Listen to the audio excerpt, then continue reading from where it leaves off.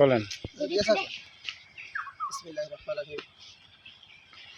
বাংলাদেশ জামাত ইসলামের পক্ষ থেকে মুলাদি সদর ইউনিয়নের 3 নং ওয়ার্ডের আমি সদর ওয়ার্ডের 3 নং ওয়ার্ডের সভাপতি।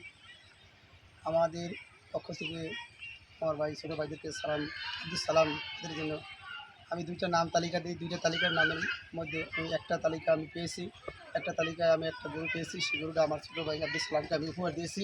আমার আমার আমার বাংলাদেশ জামাত ইসলামের পক্ষ থেকে আমি ভাইদেরকে উপহার দিয়েছি।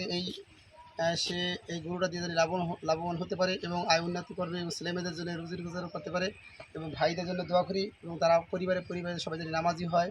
আল্লাহ রাব্বুল আলামিন সেই তৌফিক আল্লাহ আমাদেরকে দান করুন, আমিন। আসসালামু আলাইকুম রহমতুল্লাহ। বাংলাদেশ জামাত ইসলামের পক্ষ থেকে আমাদেরকে এই গরুটা উপহার দিয়েছে বড় ভাইরা।